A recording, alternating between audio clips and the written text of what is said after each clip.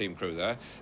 When you say it needs a different kind of rigging, have the seats all got to be adjusted and so on? Yes, the seats and the riggers themselves, everything has to suit the height of each individual man. So it's entirely different. How long does that take? Well, that I don't really know. I'm not expert enough on those technical problems to know. Penny's alongside us. She says it could be done in 40. Let's have a word from Penny Chuter. How long would that take, Penny? If the coach has a record of all the measurements, it could be done in 40 minutes. But there's quite a lot of adjustments to be made for height and pitch and the rigger angle on every single rigger of those 8 riggers. OK, well, obviously there's going to be some delay. And while you collect news, in fact, we can see the size of some of the problems, in fact, as we meet the teams.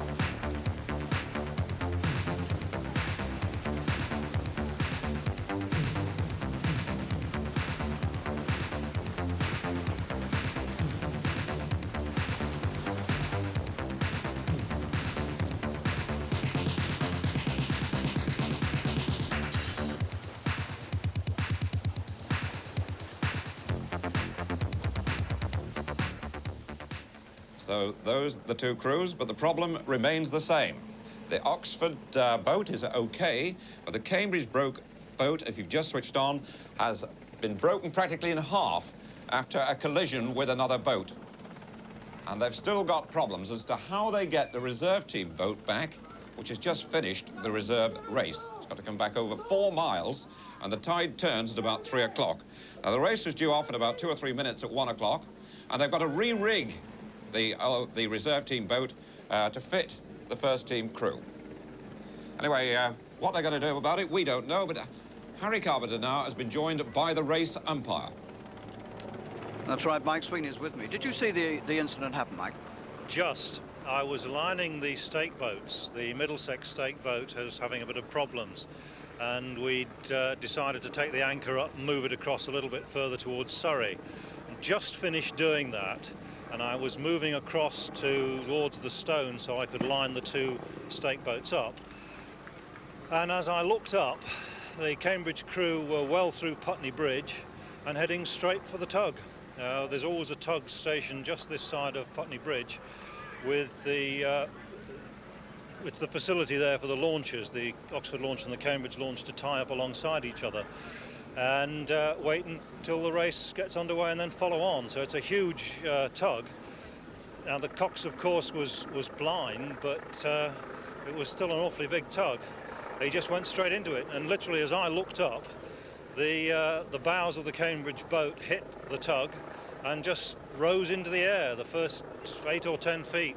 Can you tell me why the Cox was blind? I don't follow that. Why was he blind? Well, there are awfully big men in front of him, and he's a very little lad. And he has to look sideways round them. He can't look over them. And of course, what's happened, I think, is that in the nerves, the tension, he's practiced for weeks down here now with no tug sitting in the middle of that arch. And this time there was a tug there. Now, the boat's unusable, obviously. Totally. Now, do you know what's going to happen?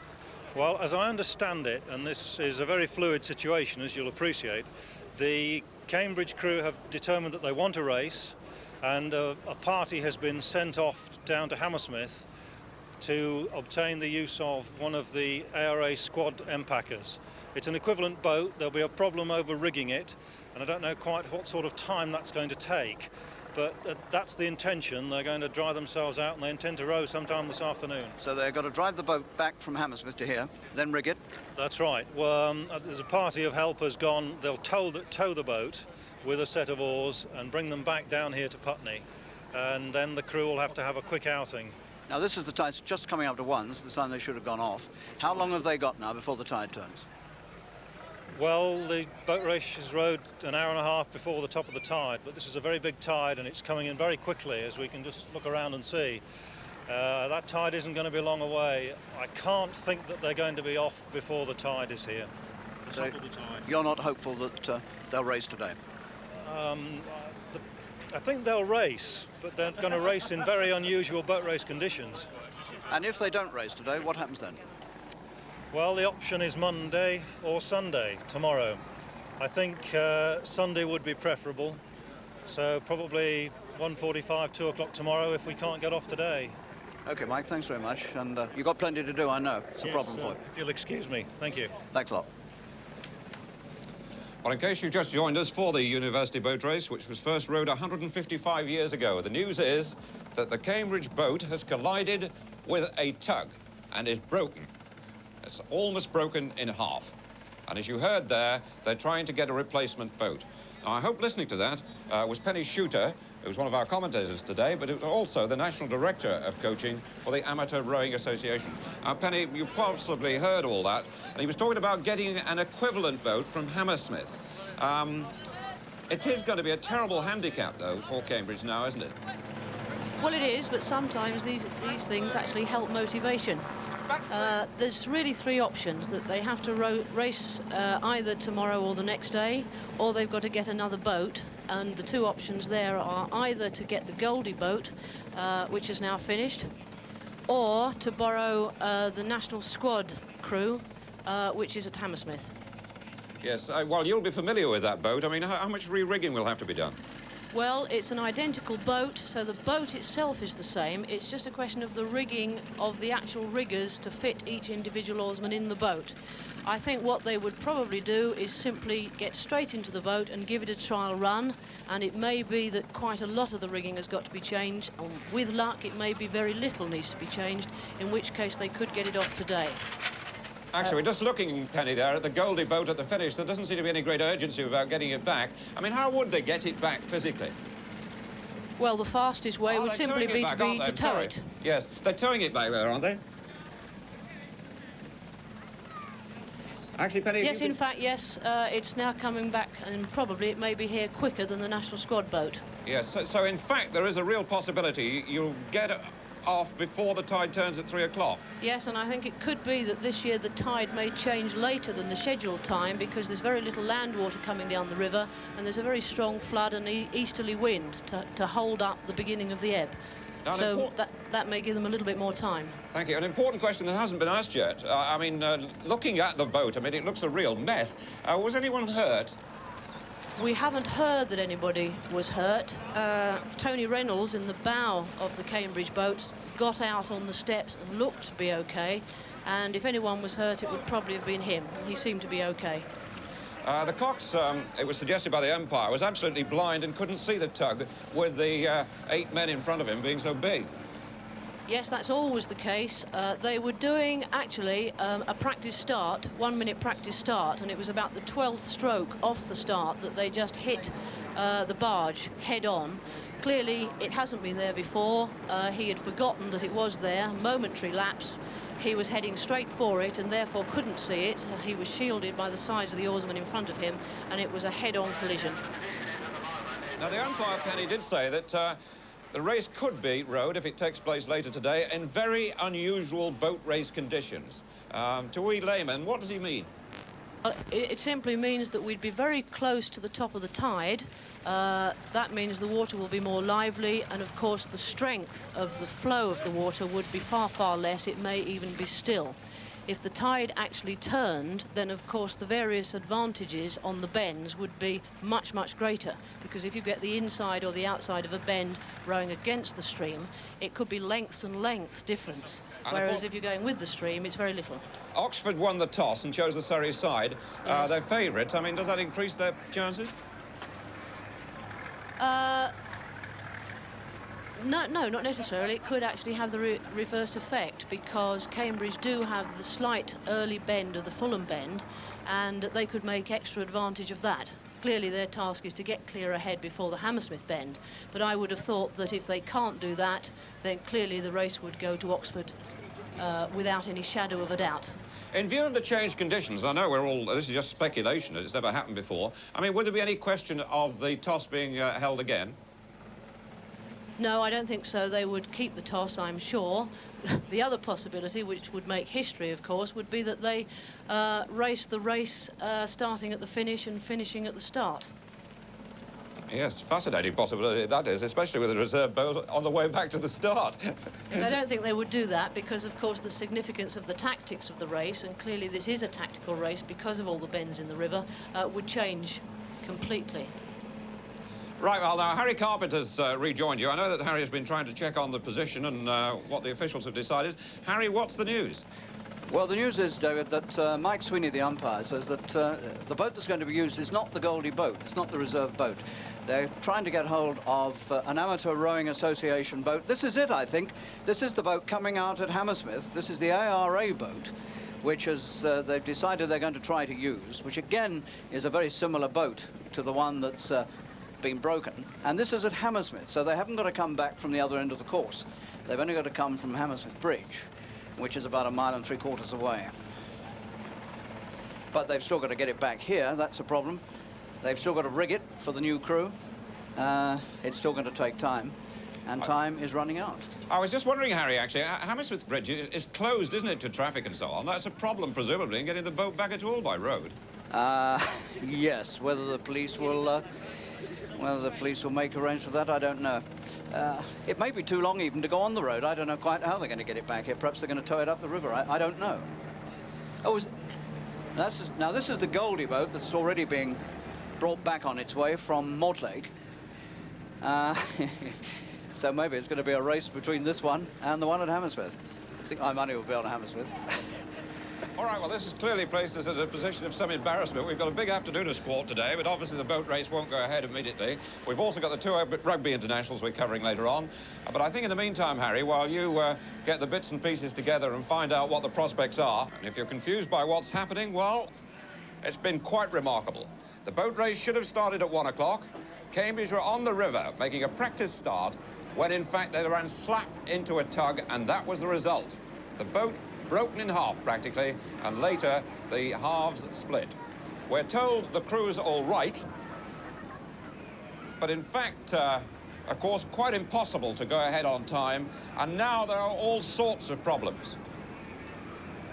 There's a question of getting a replacement boat that's suitable. And a question, too, of also not missing the tide. They got back safely, but meanwhile the reserve boat, the Goldie boat, was some 4 miles away, finishing the reserve race, which it won. That's being towed back to the start, but started shipping water. Meanwhile, one of the national squad boats was being brought from Hammersmith, but apparently problems there because Hammersmith Bridge is closed. So no one is quite sure at this stage whether the race can start or not. But let's join Harry Carpenter to find out. Well, we have the umpire and the 2 presidents with us now here on the hard at Putney. Mike Sweeney, the umpire, is there any decision about this race? Yes, we've now taken a definite decision. The race will be raced tomorrow at 1:45. Why did you take that decision? Well, we had a number of options, trying again later today, as I explained earlier, when we were trying to get another boat down from Hammersmith. But in fairness to the Cambridge crew, there was really no chance that they could get used to that boat in the space of the time available. The other options were leaving it to tomorrow, or the third option was actually rowing a reverse boat race course from Mortlake back to Putney later today. But that's a particularly unfair course, and again it would have still left tremendous pressure on Cambridge to have got the boat rigged in time. So tomorrow, 24 hours later. 1 o'clock or later? 1:45. 1:45. The tide slips a bit each day. Right. Thanks, Mike. Now, Steve Berger, you're the man at the middle of all this, the Cambridge president. First of all, can you tell me just what did happen? We'd come down to do our warm-up a little bit lower than when we'd originally planned. And coming through the center arch of Putney Bridge, we hit a moored black tug, which is there for the launches to hold on to during the race, at the start of the race, they're moored there. And we hit it square on and went pretty quickly down. Your cox presumably was steering blind. Yeah, so that's the trouble with coxswain shells like this, is they're sitting very low and they have big men in front of them, and they're not given a whole lot of visibility. Now, how have your crew taken this? I mean, it's a terrible blow for you. Yeah, and the water's very cold as well, but they seem to be doing okay. Nobody was hurt, I take it? I don't think so. In fact, we came off pretty quickly. I didn't really get to check around. There's just some grazes and bruises, I think. Now, tomorrow, which boat will you be rowing? We haven't decided yet. I imagine we'll probably get into our second cruise, the Goldies shell, or possibly the national squad has offered us their Ampacker. I'm not sure which one we'll accept. And what about the morale of the crew? I mean, having to do all this again in a strange boat now? Well, that's something we have to work out in the next 24 hours, I guess. Okay. And Graham Jones, the president of Oxford, how are you taking all this? Well, we'll obviously have to be ready same time tomorrow or 3/4 an hour later to do what we're going to try and do today. Right. What is it like? I mean, you've got to come to a peak now, all new, 24 hours later. Now, how difficult is that? Well, it must be remembered that it's got to happen to both crews, so that although we've been building ourselves up with psychologically preparing ourselves for the event today, and we've now got to cool that and do it again tomorrow, that's a bit of a strain, but nothing I think that we can't handle. And it must be remembered that they've got to do the same thing. Right, and you agree generally that it's better to go tomorrow than try and do it today? We may have preferred being ready today to do it today, but obviously Cambridge are in a very difficult position, and it would be wrong to try and force them into something which wasn't fair. Right. Well, gentlemen, wish you a good race tomorrow. Sorry it's not today. Thank you very much indeed. Thank you. Thank you. Meanwhile, the disappointed spectators making their way home. And the news is that the race starts tomorrow at 1:45, and BBC One will be covering the race live starting at 1:25. BBC One, 1:25, the University Boat Race, which starts at 1:45. And again, if you've just joined us, there was an accident with a Cambridge boat. When they were practice starting, they ran slap into a tug, and the boat broke in half.